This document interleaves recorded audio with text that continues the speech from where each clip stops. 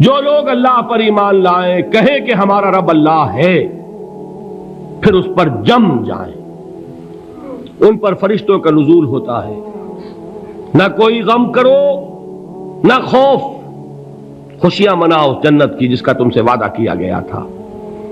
اللہ کی ربوبیت پر اطمینان جب انسان کو ہو جاتا، میرا رب اللہ ہے، ربی اللہ، انسان کے لیے نہ کوئی کھٹکا، نہ کوئی خطرہ، نہ کوئی خوف، نہ کوئی حزن۔ جو کچھ ہو رہا ہے کس کے اذن سے ہو رہا ہے؟ اللہ کے اذن سے۔ اللہ کے اذن کے بغیر پتہ تک نہیں ہلتا۔ یہ کوئی اندھا بہرا مادہ نہیں ہے جس سے مجھے کوئی خوف ہو۔ اندھا بھینسا چلا آ رہا ہو، اس سے تو ڈرنے کا ہر انسان کو ڈرنا چاہیے، نہ معلوم کس کو ٹکر مار دے۔ لیکن نہیں، اس کائنات کو چلانے والا ایک سمیع و بصیر خدا ہے، وہ جو میرا دوست ہے، میرا ولی ہے۔ اللہ ولی الذین آمنوا یخرجہم من الظلمات الی النور۔ اللہ اہل ایمان کا ولی ہے، ساتھی ہے، پشت پناہ ہے، مددگار ہے، حمایتی ہے۔ بتائیے جسے یقین ہو جائے کہ اللہ میرا مددگار، اللہ میرا محافظ، اللہ میرا پشت پناہ، اللہ میرا حمایتی، اس کے لیے کوئی خوف ہوگا؟ اس سے کوئی ڈر ہوگا؟ میں مثال دیا کرتا ہوں ایک بہت سادہ، پنجاب کے دیہات کی۔ تو بڑا چودھری ہے اور کوئی غریب کسان ہے۔ اس غریب کسان کے جانوروں کو ہر وقت اندیشہ ہوگا چوری کا، کوئی میری بھینس کھول کر نہ لے جائے، کوئی میرا بیل کھول کر نہ لے جائے۔ لیکن جس کے بارے میں یہ سب کو معلوم ہو کہ وہ جو بڑا چودھری ہے وہ اس کا دوست ہے، اس کی بچیا کو کوئی خوف ہوگا؟ اس کی بھینس پر کوئی ہاتھ ڈالے گا؟ اسے کوئی اندیشہ ہوگا؟ نہیں۔ کیوں؟ کہ وہ بڑا چودھری، بڑا اس کا یہاں کا سردار، جاگیردار، سب کو معلوم ہے وہ میرا دوست ہے، کوئی میرے خلاف اقدام نہیں کر سکتا۔ اس دنیا میں یہ چھوٹی سی بات اگر آپ کے دلی اطمینان اور سکون کا باعث بن سکتی ہے تو ذرا تصور کیجئے۔ میں لفظ تصور استعمال کروں گا صرف اس لیے کہ اس کا ہم جس کو کہتے ہیں ادراک اور شعور کر نہیں سکتے، اگر کے ساتھ کر سکتے۔ اگر یقین ہو کہ اللہ میرا مددگار اور یقین ہو کہ اللہ ہر آن میرے ساتھ ہے، پھر کوئی خوف، کس کا خوف؟ کوئی شے اللہ سے بالاتر ہے؟ کوئی قوت اس سے زیادہ طاقتور ہے؟ کوئی اس کے ارادے کو بدلنے والا ہے؟ کوئی اس کی مشیت کے آڑے آنے والا ہے؟ یہی بات ہے جو حضور نے فرمائی۔ یہ ایمان کا حاصل ہے لب لباب، کہ دیکھو اچھی طرح اس بات کو ذہن نشین کر لو، اگر تمام انسان مل کر تمہیں کوئی نقصان پہنچانا چاہے نہیں پہنچا سکتے، مگر جو کچھ اللہ نے لکھ دیا ہو، اور تمام انسان مل کر تمہیں کوئی نفع پہنچانا چاہیں نہیں پہنچا سکتے، مگر وہ شے جو اللہ نے طے کر دی ہو۔ آپ پھر میں کہوں گا ذرا طاری کیجئے، اسے فرض کیجئے، اسے سوچئے۔ اگر اس حدیث پر ہمارا دل ٹھکا ہوا ہو تو کسی سے ڈر ہوگا؟ یہ مجھے نقصان نہ پہنچا دے، یہ میری رپورٹ خراب نہ کر دے، یہ میری انکریمنٹ نہ رکوا دے، یہ میرا یہ نہ بگاڑ دے، یہ میرا یہ نقصان نہ پہنچا دے۔ اس کا ڈر، اس کا ڈر، اس کا خوف، اس کی خوشامد، اس کے لیے جا کر طرح طرح سے اپنی عزت نفس کو ذلیل کروانا اس کے سامنے، یہ سب کچھ کیوں کرتا ہے انسان؟ جب سمجھتا ہے کہ اس کے ہاتھ میں میرا کوئی نفع ہے، اس کے ہاتھ میں میرے لیے کوئی ضرر ہے، یہ مجھے کوئی گزن پہنچا سکتا ہے، یہ مجھے کوئی نقصان پہنچا سکتا ہے، یہ میرا کوئی کام بنا سکتا ہے، یہ میری کوئی ضرورت پوری کر سکتا ہے، اسی کا نام شرک ہے۔ جہاں آپ نے یہ سمجھا کہ غیر اللہ کے اندر کوئی طاقت موجود ہے، وہی شرک ہے۔ بتوں سے تجھ کو امیدیں، خدا سے نومیدی، مجھے بتا تو صحیح اور کافری کیا ہے؟ شرک تو یہ ہے۔ جس پر بھی تمہیں یہ خیال ہے، کلمہ ہے یہ کلمہ سوم، لا حول ولا قوت الا باللہ، ذرا اس پر دل کو کبھی اگر آپ تصور کریں، پھر فرض کریں، دل ٹھک جائے، اس پر کوئی طاقت نہیں۔ یہی بات تھی جو شیخ عبد القادر جیلانی رحمۃ اللہ علیہ نے اپنی وصیت میں اپنے بچے سے کہی. 11ویں دینے والے ہیں، لیکن حضرت شیخ عبد القادر جیلانی کی وصیت اور تعلیمات کو کتنے لوگ ہیں کہ جانتے ہو؟ یہ جن مقامات تک پہنچے ہیں وہ کس چیز کی بدولت پہنچے؟ انہوں نے جو پیغام دیا وہ کیا تھا؟ اے میرے بچے، جس طریقے سے قرآن مجید میں حضرت لقمان کی نصیحتیں جو ہے نقل کر دی گئی ہیں، میں یہ عرض کروں گا بالفرض اگر قرآن حضرت عبد القادر جیلانی کے بعد نازل ہوا ہوتا تو شیخ عبد القادر کی یہ نصیحتیں بھی قرآن میں درج ہوتی. اتنی اونچی نصیحتیں ہیں. اے میرے بچے، اس حقیقت کو ذہن نشین کر لے، لا فاعل فی الحقیقت ولا مؤثر الا اللہ. اس کائنات میں نہ کوئی فاعل حقیقی ہے نہ مؤثر حقیقی ہے سوائے اللہ کے. کسی شے میں کوئی تاثیر نہیں اگر اللہ نہ چاہے. آگ جلا نہیں سکتی اگر اللہ نہ چاہے. پانی ڈبو نہیں سکتا اگر اللہ نہ چاہے. زہر ہلاک نہیں کر سکتا اگر اللہ نہ چاہے. کوئی چیز فائدہ نہیں پہنچا سکتی اگر اللہ نہ چاہے. تو در در پہ کیوں سر جھکاتے ہو؟ در در پر کیوں جبیں سائی کرتے ہو؟ سب کے سامنے کیوں ہاتھ پھیلاتے ہو؟ ایک اللہ سے مانگو. ایک اللہ کے سامنے زمین پر اپنی جبین رکھو. لا فاعل فی الحقیقت ولا مؤثر الا اللہ. نظر آتا ہے ہمیں کہ پانی پیاس بجھا دیتا ہے. پیاس بجھانے کی صلاحیت پانی میں نہیں ہے، اللہ کے اذن سے. کھانا بھوک مٹا دیتا ہے. بھوک مٹانے کی صلاحیت کھانے میں نہیں ہے، اذن رب میں ہے. دیکھیے یہی یقین تھا. حضرت موسیٰ علیہ السلام کا واقعہ یاد کیجئے. سامنے سمندر آ گیا ہے. قوم دیکھتی ہے پیچھے کہ گرد و غبار کا طوفان ہے. معلوم ہوا کہ فرعون اپنے لشکر سمیت آ گیا ہے. لشکر جب چلتا تھا تیز رفتاری کے ساتھ تو گرد و غبار کا جو طوفان اٹھتا تھا اس کا تصور کیجیے. اور لمحہ بلمحہ وہ قریب آ رہا ہے. پوری قوم نے کیا کہا؟ اے موسیٰ انا لمدرکون. اے موسیٰ ہم کو پکڑے گئے. قرآن مجید نے تو یہاں وہ باتیں نہیں لکھی ہیں، لیکن تورات میں یہ درج ہے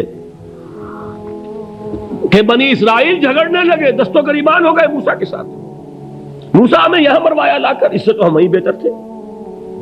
وہاں کھانے کو ملتا تھا، زندگی تو تھی، بیگار ہم کر رہے تھے، موت تو نہیں تھی. اب جو کچھ ہوگا اس کا تصور کرو، جس طریقے سے ہمارے ٹکڑے اڑائے جائیں گے. تو لڑ رہے ہیں حضرت موسیٰ علیہ السلام سے. یہ تورات کی تفصیل ہے. قرآن میں صرف اتنا آیا ہے، پریشان ہو کر انہوں نے کہا انا لمدرکون. موسیٰ ہم تو پکڑے گئے. اس وقت موسیٰ کا جواب کیا ہے؟ کلا ان معی ربی سیہدین. نہیں، میرے ساتھ میرا رب ہے، وہ راستہ دے گا. بتائیے کہاں راستہ نظر آ رہا ہے؟ یہ ہے ایمان بالغیب. راستہ نظر نہ آئے تب اللہ پر یقین ایمان ہے. جیب میں پیسے ہوں اور تب دل کو اطمینان ہے تو ایمان کس پر ہوا؟ پیسے پر، اللہ پر نہیں. جب وسائل و ذرائع نہ ہو اور پھر یقین ہو کہ اللہ مسبب الاسباب ہے، وہ اسباب کا پابند نہیں ہے، وہ اسباب کا محتاج نہیں ہے، اسباب اس کے محتاج ہیں. اگر یہ یقین ہے تو اللہ پر ایمان ہے. یہ نہیں ہے تو تمہارا ایمان اسباب پر ہے، وسائل پر ہے، ذرائع پر ہے، مادیات پر ہے، اللہ پر نہیں. اس وقت کہاں راستہ تھا؟ کوئی راستہ تھا؟ سمندر ہے اور ادھر سے لشکر آ گیا ہے. کلا ان معی ربی سیہدین. اب دیکھیے ایمان کہہ دینا آسان ہے، ہوا معکم اینما کنتم. جہاں کہیں بھی تم ہوتے ہو اللہ تمہارے ساتھ ہوتا ہے. لیکن اس کا یقین قائم ہو جائے تو زمین و آسمان کا فرق واقع ہو جائے. یہی بات ہوئی حضور کے ساتھ. غار ہے، چھپے ہوئے ہیں محمد الرسول اللہ اور آپ کے وہ یار غار ابو بکر صدیق رضی اللہ تعالی عنہ. اقبال نے حضرت ابو بکر کی شان میں چند اشعار کہے صرف، لیکن واقعہ یہ ہے کہ بھاری بھاری نظموں پر اور قصیدوں پر بھاری ہے. طویل ترین نظمیں اور قصیدے ہوں ان پر بھاری ہے. ہمتیں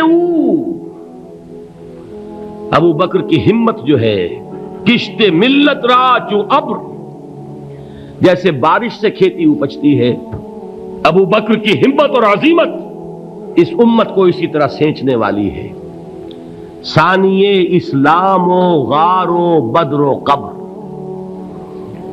وہ دوسرے تھے اسلام میں، دوسرے پہلے کون تھے؟ انا اول المومنین، حضور فرماتے ہیں سب سے پہلا ایمان لانے والا میں، دوسرے ابو بکر۔ ویسے ہمارے ہاں یہ چلتا ہے اختلاف، حضرت علی پہلے ہیں کہ حضرت ابو بکر پہلے ہیں، لیکن اس میں بڑی خوبصورت تطبیق قائم کی ہے علماء نے، اور بہت صحیح ہے۔